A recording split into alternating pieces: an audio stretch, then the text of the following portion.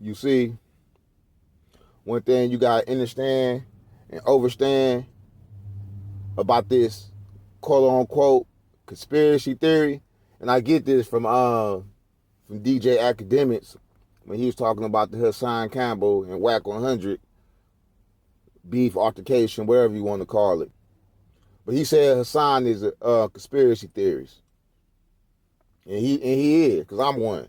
But see, thing about conspiracy theorists, DJ Academics, real conspiracy theorists, we pay attention to details, and we follow the money, and we pay attention to history or his story. So-called black people, we the mystery. But since we deal with history, we deal with his story. So when we go to his story and analyze and break down his story, we see the same shit going on. It ain't no difference from what went on in the 1500s and what went on in the 1800s and then what went on in the 1950s and where we at in 2022. It's the same shit going on, especially with this music business. The music entertainment business is a corruption. The music industry, they work just like the bankers. The record labels work just like the central banks. The international banks work the same way. And what do you mean? What do you mean, Cobra? What do you mean they work the same way? Well, I'm going to tell you how they work the same way. When you look at the banks, the main thing about the banks, they want you to put your money there. That's first off. But they want you to take out loans. And on these loans, the banks, they put interest on these loans. This is how they get money. So now we about to go off into what the record labels do. The record labels will sign you and give you a bonus.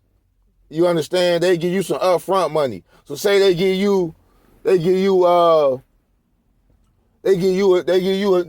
million, but they gonna give you $250,000 up front.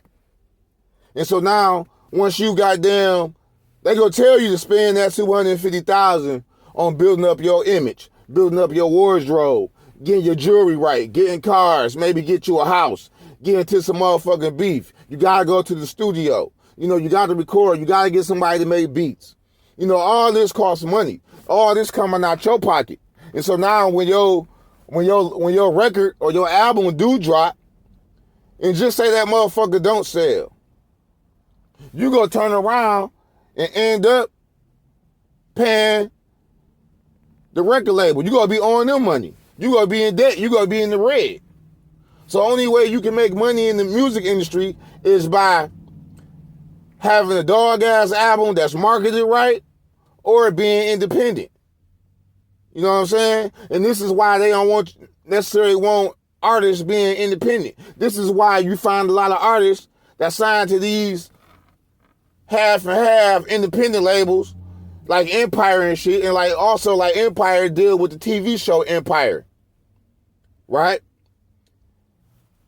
Follow me now. You gotta understand the correlations of Empire, the TV show, and Empire, the company. The same thing is going on. So back to DJ Academics. So when Hassan say certain shit, he don't be too far off. I ain't never disrespected Hassan's overall message. I ride with Hassan on his overall message because I teach the same things. Where I went on Hassan Campbell is his, when he was damn near going on that, whatever that shit was, when he was dealing with African Bambala, that fruity ass drunk shit he was doing. That's where I didn't fuck with Hassan at. But Hassan message, his conspiracy theories, as you call it, he be on point. He be on point. Now we talk about Nip. They saying Nip, might have got killed for being a rat, might be in the snitch. It's possible. It's possible. Motherfuckers like, damn, how can Nip had these little gay rumors? It's possible. You know what I'm saying? Especially with that, I don't put nothing past no man. You understand? But as far as Nip getting knocked down, getting murked, he got murked by his own people. His people knocked him off. And there's many reasons why they could have knocked him off. Nip might not have been paying the extortion.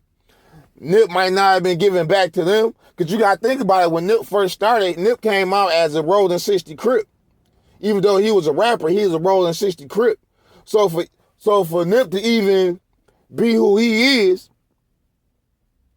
it was the face of the Rolling 60 Crips that made Nip who he is. You understand what I'm saying? Because he went out on the road, he went out and he ventured out on some Rolling 60 Crip shit. Even though he was trying to keep peace, he still went out on some Crip shit and he goddamn spoke like that in his music. So in order to be real and authentic, you gotta have them guys with you. And some of them guys want more than what you willing to put out. And that's where the problem come in at. But these guys kept you alive. And I ain't saying that the Rolling 60s had Nip knocked down.